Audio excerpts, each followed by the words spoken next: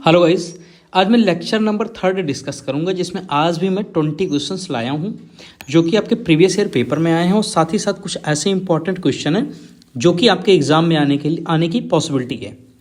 तो बिना time waste के हम लोग 1 बाय 1 डिस्कस करेंगे। इससे पहले मैंने 2 लेक्चर ऑलरेडी कवर कर लिया है, उसको आपने आई होप देखा होगा। अगर इसमें फर्स्ट क्वेश्चन की शुरुआत करते हैं, फर्स्ट क्वेश्चन की बात करें तो इसमें फर्स्ट क्वेश्चन आपका किसका गुणसूत्र संतान में लिंग निर्धारण के लिए उत्तरदायी है।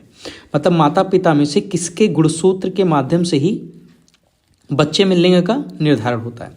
तो इसका आंसर अगर मैं आपको बताऊं तो होगा पुरुष, या पिता के गुणसूत्र के आधार पर ही बच्चे में लिंग का निर्धारण होता है। अगर क्वेश्चन नंबर 2 की हम लोग बात करें तो जो आपका 2 नंबर क्वेश्चन है वो है किस अनुच्छेद के तहत विधि के समझ समानता वर्णित है। किस अनुच्छेद के तहत विधि के समझ समानता वर्णित है। तो अगर मैं इसका आंसर की बात करूं तो यह आर्टिकल 14 अनुच्छेद 14 के तहत आपका ये अधिकार आपको दिया जाता है कि आप सभी के लिए कानून बराबर होगा। अगर हम लोग क्वेश्चन नंबर 3 की बात करें, क्वेश्चन नंबर 3 की हम लोग बात करते हैं तो ये है शिवाजी के मंत्रिमंडल को क्या कहा जाता है। शिवाजी के मंत्रिमंडल को क्या कहा जाता है। तो डेफिनेटली ये भी क्वेश्चन आपके लिए इंपॉर्टेंट होगा कि शिवाजी के मंत्रिमंडल को क्या कहा जाता है। तो इसका आंसर होगा, इसको कहा जाता है अष्टप्रधान। क्या कहा जाता है? अष्टप्रधान। जैसे नवरत्न होते थे आपके उसमें अकबर के दरबार में, वैसे ही इसमें आपके अष्टप्रधान होते हैं। क्वेश्चन नंबर 4, शिवाजी ने किस भाषा को राजभाषा बनाया था। शिवाजी ने किस भाषा को राजभाषा बनाया था। अगर मैं इसकी बात करूं तो इसका आंसर होगा मराठी, क्योंकि आपको पता होगा कि जो महाराष्ट्र वाला रीजन है उस पर शिवाजी का अधिकार था। अगर हम लोग 5th की बात करते हैं तो यह है आपका तरणेतर मेला किस राज्य का प्रसिद्ध मेला है। तरणेतर मेला किस राज्य का प्रसिद्ध मेला है। तो अगर इसकी हम लोग बात करेंगे कि तरणेतर मेला किस राज्य का प्रसिद्ध मेला है तो ये आपका आंसर हो जाएगा गुजरात का। डेफिनेटली ये भी इंपॉर्टेंट क्वेश्चन आपका मेले से संबंधित है। 6 नंबर क्वेश्चन है कि चंद्रमा पर गुरुत्वाकर्षण का मान पृथ्वी के गुरुत्वाकर्षण की मात्रा से कितना है। ये भी बहुत इंपॉर्टेंट क्वेश्चन होगा। इसके आंसर की बात करें तो 1/6। अगर आप पृथ्वी पर 60 kg के हैं तो वहां पर जाएंगे तो वो आपका 10 kg हो जाएगा। कितना हो जाएगा? 10 kg। आई होप ये आपको समझ आया होगा। अब हम लोग बात करते हैं नेक्स्ट क्वेश्चन की। कौन भारत का अंतिम वायसराय रहा। भारत का कौन अंतिम वायसराय रहा। तो अगर अंतिम वायसराय की बात करें हम लोग तो वो था, तो अंतिम वायसराय भारत में थे लॉर्ड माउंटबेटन। इसके बाद ही हम लोग आज़ाद हुए थे और सी राजगोपालाचारी पहले भारतीय गवर्नर थे। चलिए क्वेश्चन नंबर 8 की बात करते हैं। भारत में कौन सी पंचवर्षीय योजना में खादी और ग्रामीण उद्योग आयोग की स्थापना की गई थी।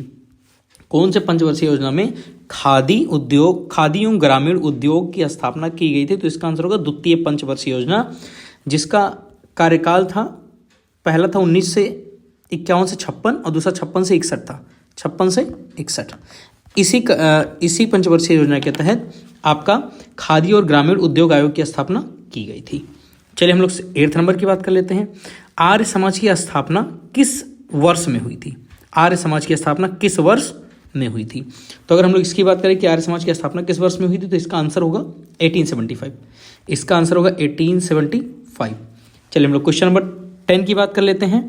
क्षमावाणी किस धर्म से संबंधित त्यौहार है। क्षमावाणी किस धर्म से संबंधित त्यौहार है। तो यह भी आपका बहुत इंपॉर्टेंट क्वेश्चन होगा, क्योंकि आप लोग 2 महान धर्म पढ़ते हैं, एक बौद्ध और दूसरा जैन। तो ये आपका जैन धर्म से संबंधित त्यौहार होता है, जो कि बहुत ज़्यादा इंपॉर्टेंट है। अब हम लोग नेक्स्ट क्वेश्चन की बात करते हैं।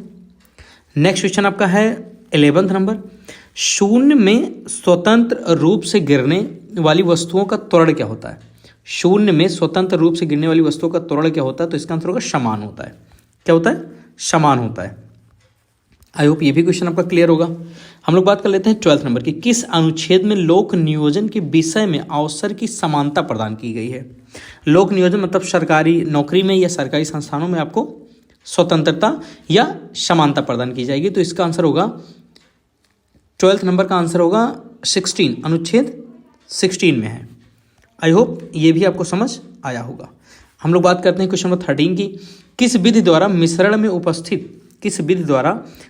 में उपस्थित घटकों का पृथक्करण किया जाता है। अगर 13 नंबर की बात करें, किस विधि द्वारा मिश्रण में उपस्थित घटकों का पृथक्करण किया जाता है, तो इसका आंसर होगा क्रिस्टलन। क्रिस्टलन विधि द्वारा। किस विधि द्वारा? क्रिस्टलन। आई होप ये भी आपका क्लियर होगा। क्रिस्टलन विधि द्वारा हम इसमें अलग करते हैं। चलिए हम लोग बात कर लेते हैं नेक्स्ट की। क्वेश्चन नंबर 14, किसने आर्य समाज की स्थापना की थी? ये भी बहुत इंपॉर्टेंट क्वेश्चन है और बहुत ज़्यादा आने वाला क्वेश्चन है, कई बार इसको देखा गया है। किसने आर्य समाज की स्थापना की थी? तो ये भी आंसर हो जाएगा स्वामी दयानंद सरस्वती। स्वामी दयानंद सरस्वती। एक और आपका त्यौहार से इंपॉर्टेंट क्वेश्चन, नवरोज किस लोगों का नववर्ष दिवस है? नवरोज किन लोगों का नववर्ष दिवस है? तो इसका भी आपका आंसर हो जाएगा, इसका भी आपका आंसर होगा पारसी। पारसी लोगों का ये इंपॉर्टेंट त्यौहार होता है। पारसी लोगों का ये इंपॉर्टेंट त्यौहार है। आई होप ये भी आपका क्लियर होगा। चलिए हम लोग नेक्स्ट बात कर लेते हैं। फिर 16 नंबर, सौरमंडल का सबसे छोटा उपग्रह, ये तो आपको पता ही होना चाहिए। सबसे छोटा उपग्रह पूछ रहा है, ग्रह पूछता तो उसमें बुध आंसर होता। अगर ग्रह पूछता तो उसका आंसर बुध होता, लेकिन इसमें उपग्रह की बात कर रहा है। किसकी? उपग्रह की, और भी नेचुरल सैटेलाइट की। तो इसका आंसर आपका हो जाएगा डीमोस। क्या हो जाएगा? डीमोस। चलिए हम लोग 17 नंबर की बात करते हैं। रोहिणी श्रेणी के प्रथम उपग्रह का प्रक्षेपण किस वर्ष किया गया? रोहिणी श्रेणी के प्रथम उपग्रह का प्रक्षेपण किस वर्ष किया गया? तो इसका आंसर होगा 1875, सॉरी 1880 होगा। 1880 होगा। इसका आंसर क्या होगा? 1880। आई होप ये भी आपका क्लियर रहा होगा। 18 नंबर की हम लोग बात करते हैं। तो 18 नंबर के क्वेश्चन में आपका है कि तृतीय पंचवर्षीय योजना का काल क्या था? मतलब किस समय तृतीय पंचवर्षीय योजना आई थी? तो अभी मैंने सेकंड बताया था आपको कि 1956 से 61 था, तो आपका तृतीय हो जाएगा 61 से 66।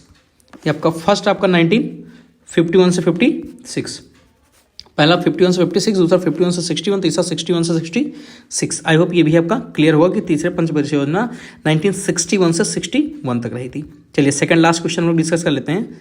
सेकंड लास्ट क्वेश्चन आपका है, किसने कहा विदेशी राज चाहे कितना अच्छा क्यों ना हो, स्वदेशी राज की तुलना में कभी अच्छा नहीं हो सकता? स्वदेशी राज की तुलना में कभी अच्छा नहीं हो सकता।